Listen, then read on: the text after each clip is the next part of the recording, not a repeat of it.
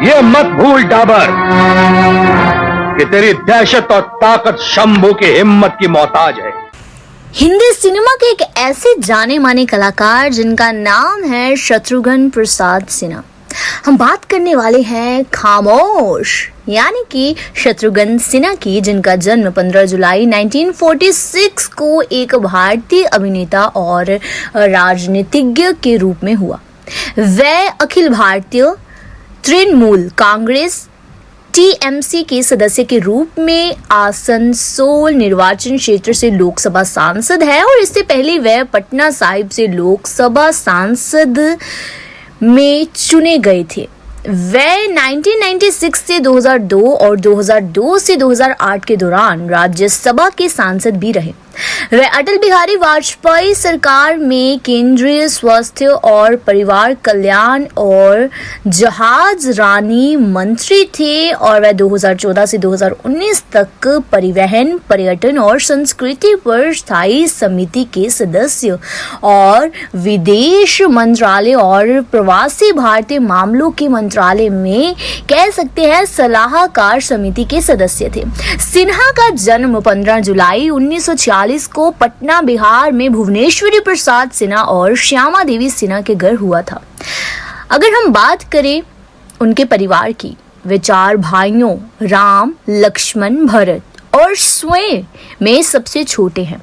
उन्होंने Patna science college से विज्ञान स्नातक की उपाधि प्राप्त की और उन्होंने भारतीय फिल्म एवं टेलीविजन संस्थान पुणे से अभिनय में डिप्लोमा किया था।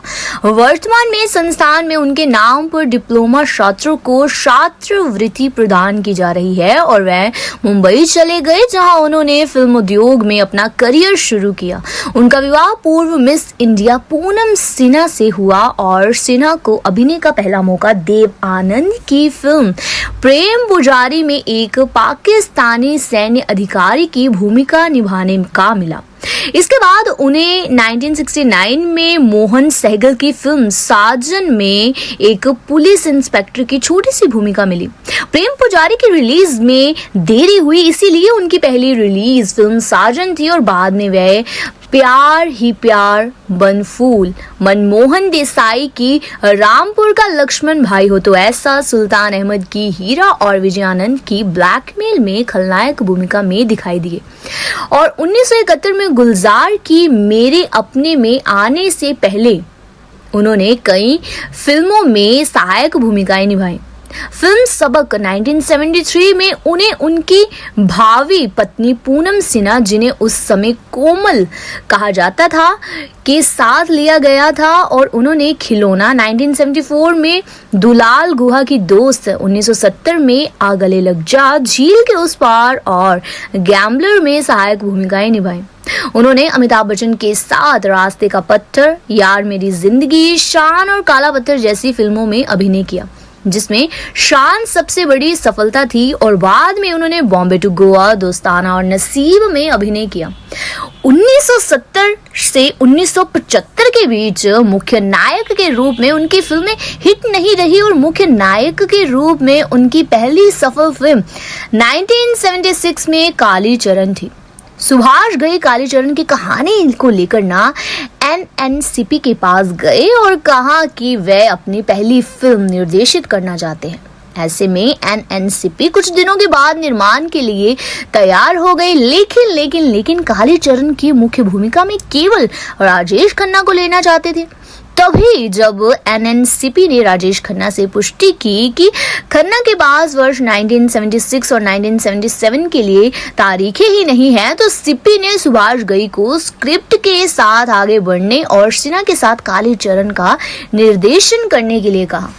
अब सिन्हा ने क्या कहा?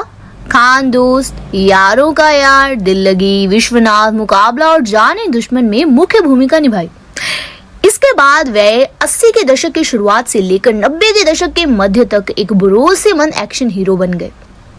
उन्होंने बेरहम, हथकड़ी, कह सकते हैं चेहरे पे चेहरा, हिरासत और कत्ल में संजीव कुमार के साथ सह अभिनय किया और उन्होंने ऋषिकेश मुखर्जी की नरम गरम, ब्रिज की बॉम्बे, 405 माइल्स और कह सकते हैं तकदीर में अभिनय किया।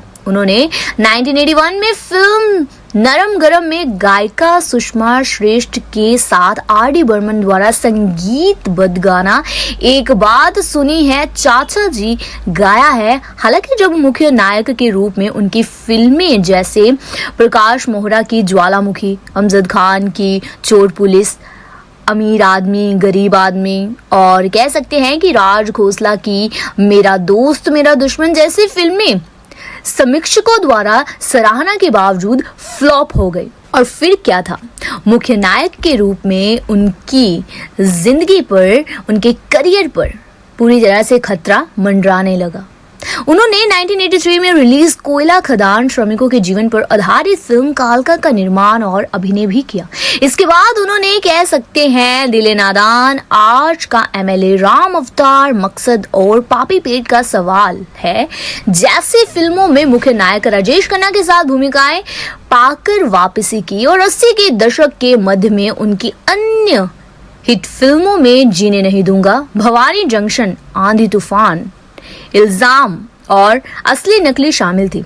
इसके बाद उन्होंने होशियार, खुदगर्ज, रणभूमि और कह सकते हैं कि जितेंद्र के साथ कुछ ऐसी फिल्मों में अभिनय किया। इन्होंने इंसानियत के दुश्मन, लोहा, आग ही आग और हवालात और जलजला में धर्मेंद्र के साथ से अभिनय किया। वे टेलीफोन, शेरनी, खून भरी मांग और अधर्म जैसी फिल्मों में थे। और उन्होंने 1994 में बेताज बादशाह के राजकुमार और 1994 में चांद का टुकड़ा में सलमान खान के साथ अभिनय किया। सिर्फ यही नहीं, ये भी कह सकते हैं कि 1900 दशक में मुख्य नायक के रूप में अपने करियर के लिए राजेश खन्ना को श्रेय दिया।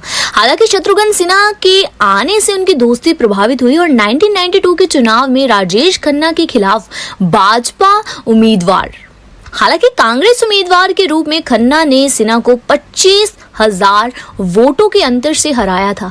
लेकिन चुनाव में उनके खिलाफ खड़े होने के कारण खन्ना सिन्हा से निराश थे। सिन्हा को रेडिफ द्वारा हिंदी सिनेमा में सबसे अपरंपरागत अभिनेताओं में से एक के रूप में चुना गया था।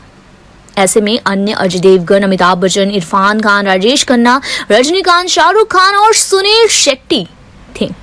अगर हम बात करें 2008 में वे स्टार 1 टीवी पर the great Indian laughter challenge show season 4 में जज भी बने।